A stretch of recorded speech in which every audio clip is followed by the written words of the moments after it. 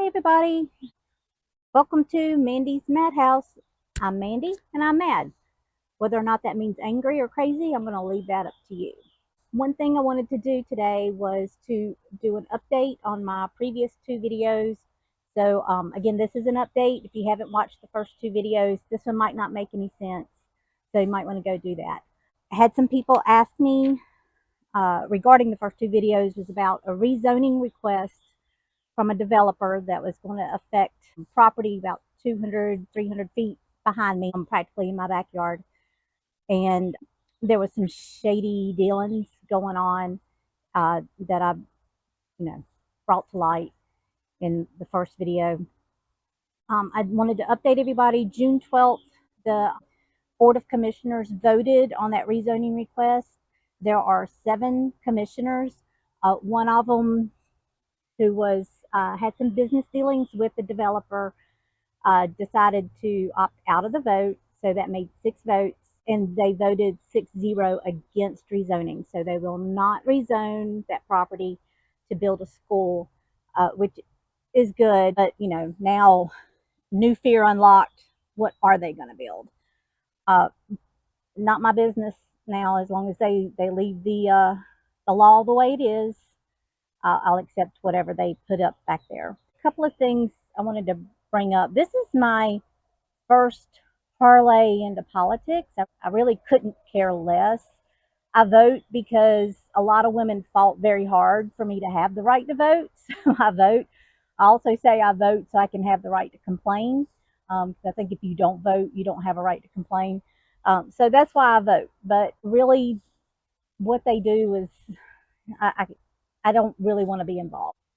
So this was my first arena of being actively at a political meeting and town meeting to give my voice on something. So it's pretty new to me. And a lot of things just didn't make sense, at least not to me. And again, I don't have any experience in this, but a lot of things are just too weird. One thing that I discovered was I knew about it because I kept getting letters because I was within 1,000 feet of where they wanted to develop.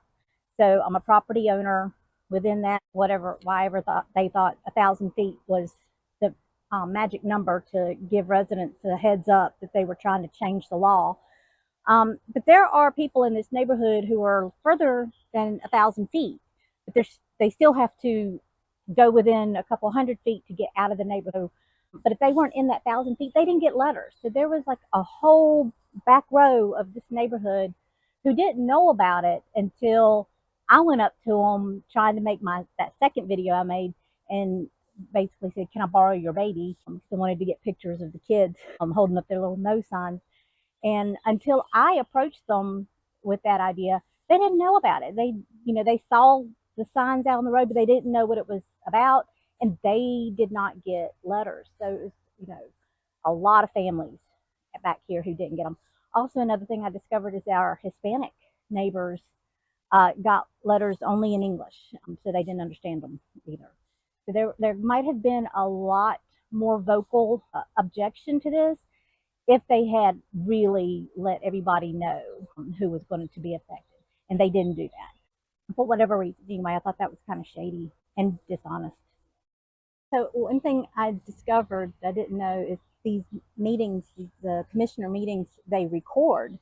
And I think I told you guys in my second video how I had gone up and apologized to that commissioner for being rough on him and not sending him the video.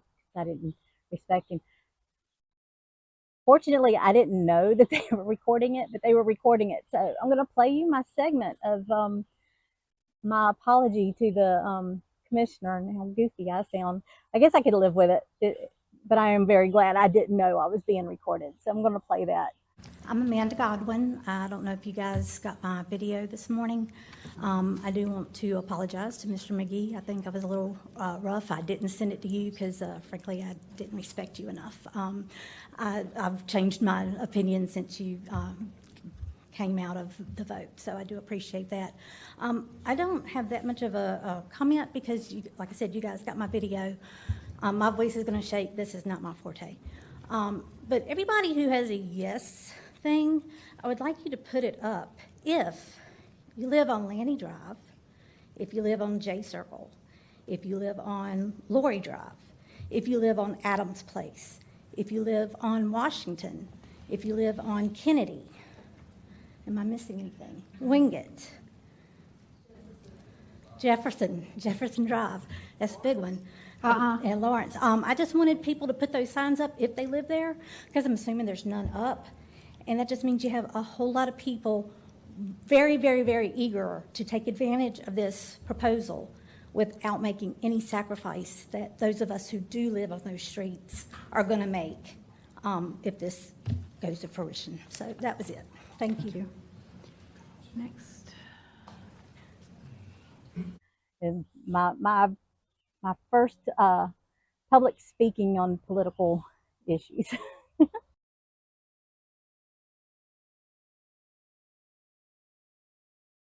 So one question that was asked or approached often in the objections was the question of how do we get in and out of our neighborhoods with an influx of traffic on Lawrence Road, which would be one of the main roads into the new development. I never heard an answer. I never even heard it approached as if it was asked. There's no reason to address the problem of an influx of traffic, making it more difficult for us to get in and out of our neighborhood. It's like we're just 200 families of backwood inbred hicks who are never seen unless some unsuspecting stranger takes a wrong turn into our territory and are lucky if they live to, tell the story. No mutant cannibals living back here is a couple of assholes, but mostly it's just normal working folks who need safe access in and out of the neighborhood to, go to work, go to school, go shopping. But it was like the 200 people who would have that issue were completely ignored, and that it didn't warrant an acceptable answer.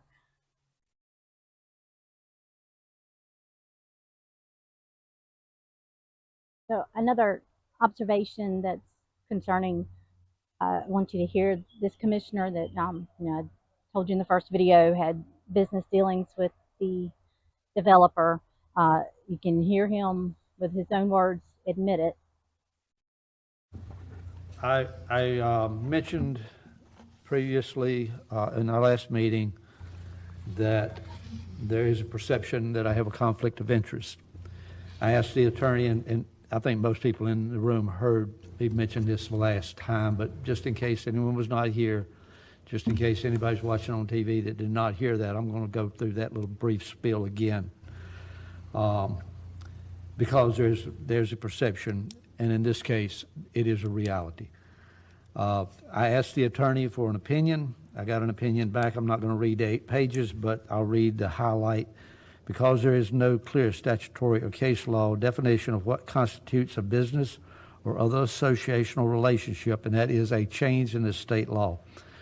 And he goes on to say, because I believe the legislature intended those terms to be construed broadly, because there is no case directly on point on this situation, and because it is apparent that you have some level of association with Mr. Parker, my recommendation is you ask to be excused from voting on the project when it comes before the board for consideration based on your business or other associational relationship with Mr. Parker, who is the apparent owner, landowner / applicant.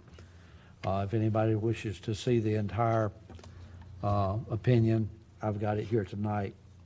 The opinion is I can't vote, and I will not vote. I will step back. The opinion is not that I can't ask questions and that I can't participate in the discussion, simply that I cannot vote. Did you catch that he had to ask the lawyer whether or not he could vote?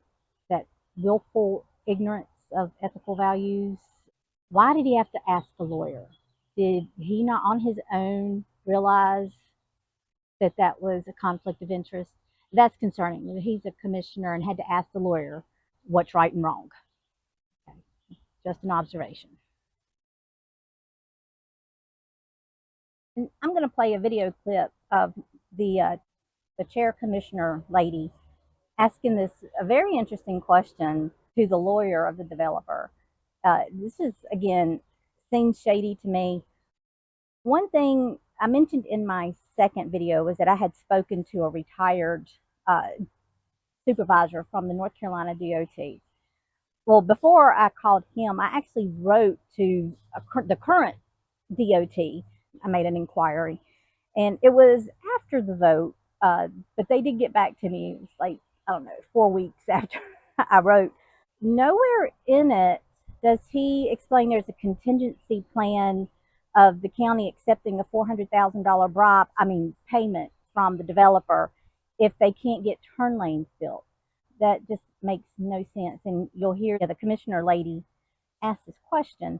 And I'm going to post my letter because there is no contingency plan. The developer was required to build uh, turn lanes. And this lawyer is saying, well, if we'll try, but if we can't get it done, here's $400,000 to the county, and you work it out. I would like to ask a question related to the proposed condition about southbound and northbound left turn lanes. It said it's if there's available right-of-way. So I guess I'm just curious as to, wouldn't you already know that? How do you determine who handles the right-of-way? Why wouldn't we already know that? Are there doubts about there being available right-of-way? And why would you give the county money for that? Madam Chair, again, Patrick Biker for the applicant. It's difficult to know exactly how much width is exactly there on a ditch section road, and then it's also difficult to ascertain what the temporary construction easements might be required in addition to the actual right-of-way.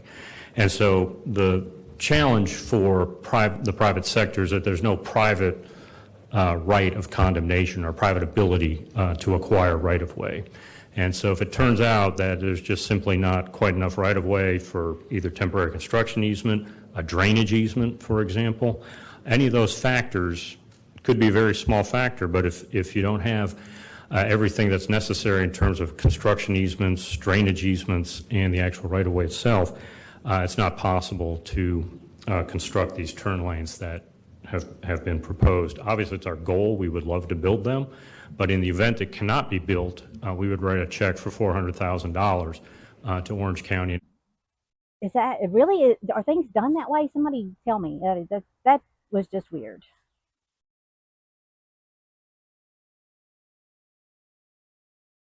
So this guy, spoke passionately about the HYAA, which is the Hillsborough Youth Athletic Association, and his support for them, kind of implying it's such a shame that we wouldn't support them coming back here where the traffic would be nasty. HYAA, as you heard, 950 to 1,000 children. They provide service that the county does not currently provide. In fact, HYA picked up the recreational ball from the county and kept it moving forward. My children, a lot of other children, people's children now benefit from that athletic participation because that participation, in my opinion, is critical for childhood development. Well, I'm thinking, according to Orange County property records, he's sitting on like 165 acres of land.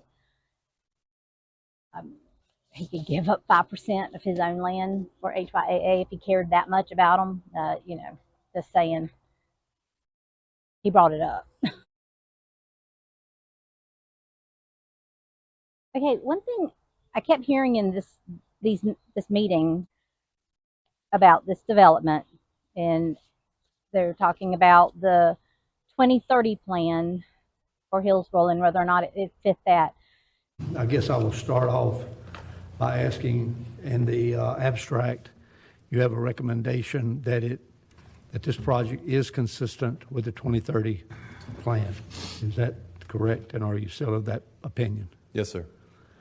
And you and your staff have training and experience and certifications in urban development, or I don't even know how to ask this question to be technically correct, but you all have the education, the training, the schooling to actually, and also the involvement in over the years to analyze our regulations, to analyze our plans, and to make a determination through your training and your experience as to whether this is consistent.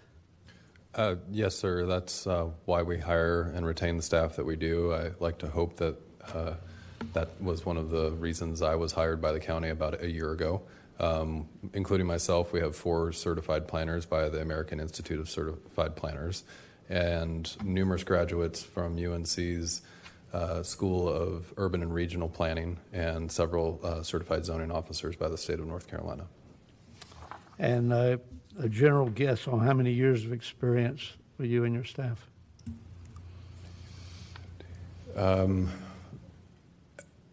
Of senior staff alone, we are around 70 years of experience. Thank you. That's all. So just for people who don't know, that is referring to urban sprawl that's happening in Orange County and specifically Hillsborough. And I'm reading from the American Journal of Public Health. And it says, urban sprawl has occurred largely because landowners and developers have made choices that promote their own economic and personal interests, which do not necessarily coincide with public good. Many community leaders have found it necessary to engage in centralized urban planning to promote smart growth. Smart growth is kind of a term that a lot of cities and communities use when they're talking about controlling the urban sprawl. And Hillsborough has this vision of 2030. That's their plan for smart growth. Again, using this article from the American Journal of Public Health, some objections people found to smart growth. Smart growth can decrease property values. Smart growth can decrease the availability of affordable housing. Smart growth restricts property owners' use of their land. Smart growth may increase sprawl instead of decreasing it. And the objection that I found the most interesting was smart growth can disrupt existing communities. Low density, quiet, non-commercial living areas may become high density, noisy, and commercial. Historically, low income communities may be displaced. And those aren't my words. It's again from the Journal of Public Health, and they have no dog in the fight. They're just a information journal. So the commissioner made a point to say that our planning staff, the ones involved in bringing the 2030 plan to fruition, have a lot of experience. So I did a little research, and just so you know, right now, according to crimegrade.org, Orange County has a crime grade of B minus. Is not bad. Now, here's the crime grade for some of the cities that these planners have experience in. I could only verify that the one from Pender County and the one from Mebane actually had planning experience in those areas. The other ones, I don't know what kind of experience they had in those cities, but those were just the cities they have experience in. And you can see that, yes, our planning staff have plenty of experience in counties that are less safe for their citizens than Orange County is right now.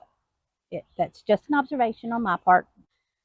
The other thing, the same commissioner who wanted to point out the experience of the planning staff ran through some other counties that he compared us to as far as, changing from rural to urban.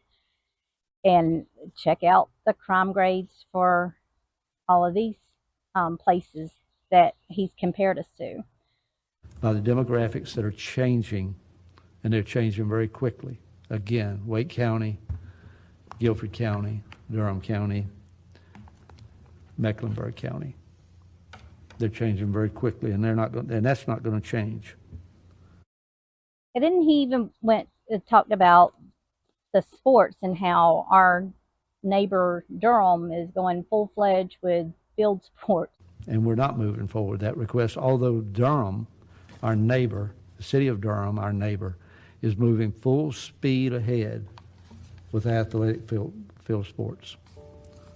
And I don't even think you have to live here very long to know that we don't want to be compared to Durham for any reason. I mean, that's their crime grade is a D at best. Yeah, no thanks. Yeah, they can go on with their sports program. Do the kids have to wear bulletproof vests to participate? I mean, it's just, legitimate question.